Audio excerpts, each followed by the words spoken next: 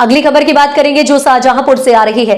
शाहजहांपुर लोकसभा प्रत्याशी राजेश कश्यप ने मीडिया से की वार्ता, जिसमें उन्होंने भारतीय जनता पार्टी को निशाना बनाते हुए उसका जमकर विरोध किया है। भारतीय जनता पार्टी ने हमेशा भोली भाली जनता को ठगने का काम किया है और धर्म के नाम पर लड़वाने का काम किया है। इस बार हम सब मिलकर सपा की सरकार बनाएंगे और जनता के बीच एक नई क्रांति लाएंगे और देश के हित में सपा सरकार वह कार्य करेगी जिससे देश विकासशील से एक विकसित देश कहलाएगा। शाहजहांपुर की जनता अगर हमको लोकसभा का चुनाव जिताती है तो हम शाहजहांपुर की जनता के हित में वह कार्य करेंगे जो कार्य किसी भी सांसद ने अभी तक नहीं किया है।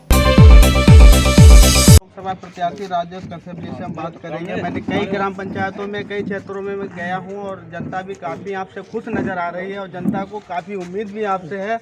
अगर जनता की उम्मीद पे कितना खरा उतरने का प्रयास करेंगे अगर आप निर्वाचित घोषित होते हैं? देखिए, जनता में भाजपा के विरोध में त्राही त्राही मची हुई है।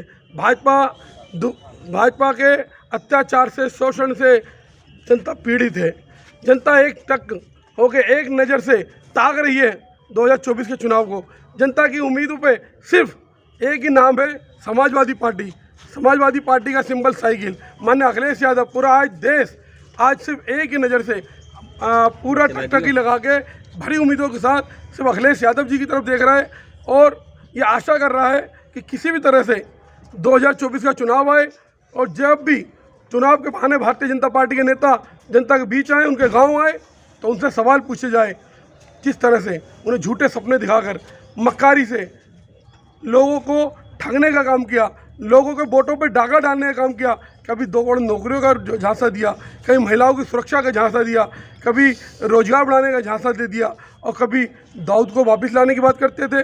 अरे झूठे, नीरव मोदी को भगा दिया। ये बात करते थे कि हम महिलाओं को सुरक्षा देंगे। आपने देखा मणिपुर में किस तरह से दलित पिछड़े समाज की महिलाओं को उन्हें वीरांगना फूलन देवी के हत्याकांड को दोहराकर, फूलन देवी के का जो कांड हुआ था उसे दोहराकर नग्न अवस्था में कैसे महिलाओं को दौड़ा गया है। 50-50 पुरुषों के साथ एक महिला का बलात्कार किया गया। महिलाओं की इज्जत लूट ली, रोटी छीन ली। किसानों को जमीन पे, रोडों पे आंसू गोलों से मारा जा रहा है, पीटा जा रहा है। कहीं किसान खेतों में छुट्टा जानवर के द्वारा मरवाया जा रहा है। युवाओं की शिक्षा छीन ली, युवाओं को रोजगार छीन लिया, महंगाई मार दी। अब जो है एक छोटा मोटा जो मान सम्मान था इस देश के दलित पिछड़े आदिवासी समाज के पास, आज इस भारतीय जनता पार्टी के दरिंदे नेताओं ने इतनी भी हया नहीं आई, इन्हें इतनी भी निर्लजता नहीं आई कि ये लोग आज दलित समाज के व्यक्ति के मुंह पे पेशाब करने का काम करते हैं। जब दिल करता है दलित समाज के व्यक्ति को चप्पल पे थूक डाल के चटवाने का काम करते हैं और जब दिल चाहता है, आपने देखा इसी राम राज्य वाले उत्तर प्रदेश में एक दलित समाज की, वाल्मीकि समाज की, मेरे अपने समाज की वाल्मीकि बिटिया को उसके साथ पहले रेप किया जाता है, बलात्कार किया जाता है। फिर ये सनातन धर्म का झूठा ढिंढोरा पीटने वाले लोग आधी रात को मिट्टी का तेल डाल के एक बच्ची को जला देते हैं।